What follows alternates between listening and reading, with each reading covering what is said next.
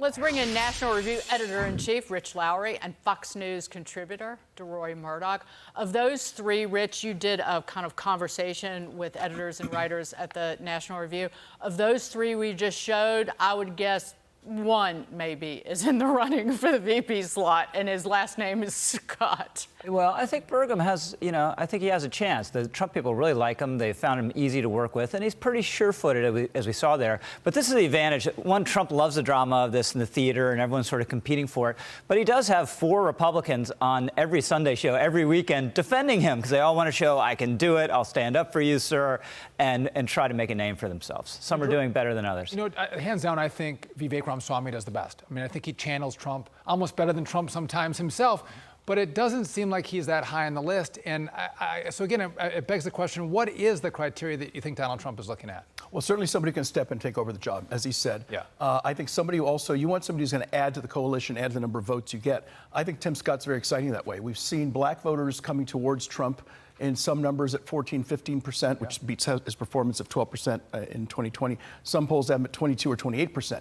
And if Tim Scott can solidify that and help bring more black voters as well, he's also an evangelical. I think he attracts that part of the electorate. Those are all big positives. And he's much better as a Trump surrogate than I think he was as a candidate. He's very effective, very well spoken, very energetic, and I think that is going to increase his stock price over the next few weeks ahead. Well, he is a church-going, nice Southern gentleman. Yes.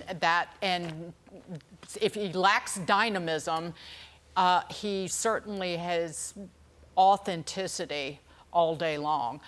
Rich, what about the ladies? What about, say, Sarah Huckabee Sanders? I think I'm surprised she's not talked about more. I think she makes sense on so many levels. Suburban mom, cancer survivor, a couple kids, has great anecdotes and stories, a good communicator, a Trump loyalist. Showed she can, she was in the cauldron, not at this level, but being press secretary during the Trump years was not easy, and she did it very well. So among the women candidates, if we're going to put people, stovepipe people that way, she'd be high on my list. I give you permission. Thank you. I'd put her high on the list. Stovepipe away. I'd put her high on the list. Silo away. All right, let's move on to this because conspiracy theorist, alarm poller, and former middle school principal, Congressman Jamal Bowman, has a new theory about the education system in America.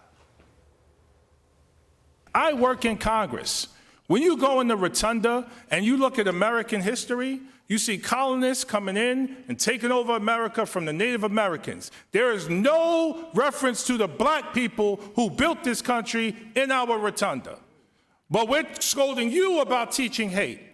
You know how many black statues there are in the Capitol? 3. You know how many Confederate statues there are in the Capitol? 12. I work in an institution that teaches hate. Yet we're scolding you as educators who have been doing an exemplary job fighting against hate in our schools. Roy, does Jamal work in an institution of hate?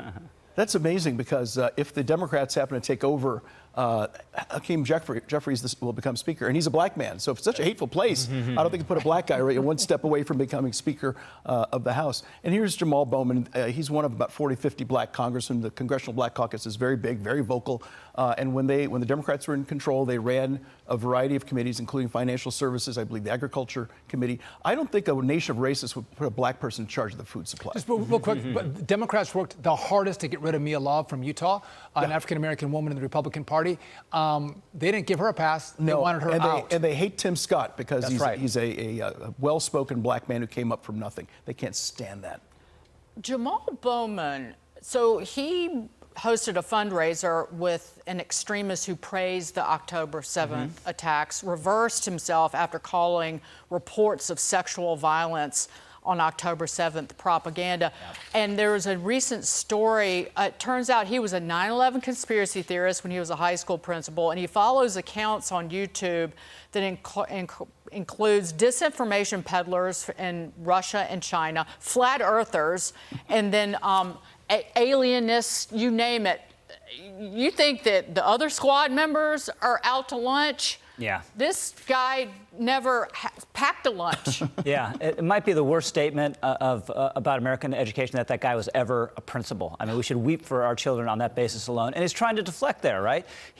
Clearly, we have taught our kids to hate our own civilization, our own country, and to hate Israel. And the Republican Congress has done a lot of good work exposing this, trying to hold people to account. And he's like, no, let's not talk about that. Let's talk about a couple statues I don't like in the Capitol. We see the fruits of that labor on college campuses across the country today. All right, let's move on to this, because the family of a 16-year-old North Carolina student who was suspended for using the term illegal alien is now suing the school board for harsh punishment and false accusations of racism. His mother joined Fox and Friends this morning with what pushed the family to action.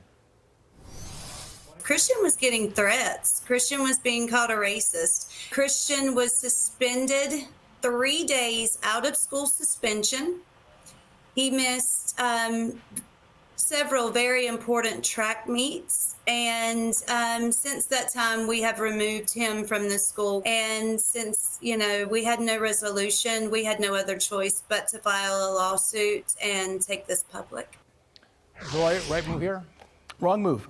If they're going to suspend this young man for using the term illegal alien, they need to suspend the Supreme Court, because the Supreme Court cases often use the term illegal alien.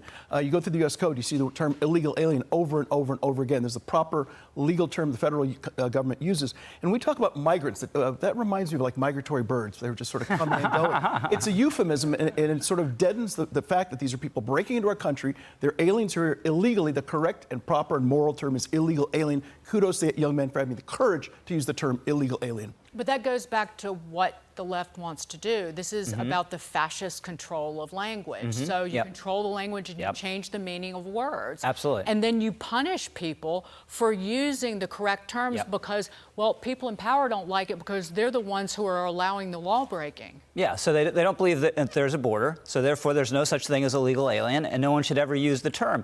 And it's one thing, maybe if this kid called, some Latino kid an illegal alien in a way that was nasty or meant to be insulting. He asked an innocent question about the use of the what sense the word alien was being used, like extraterrestrial or illegal alien. And apparently some other kid took objection, but that other kid is a problem. Apparently the other kid challenged him in a fight. I think that's in dispute. But if the other kid did that, it's on the other kid. So I'm not a lawyer, but I think they got a good chance to win this case or get a good settlement, and they should.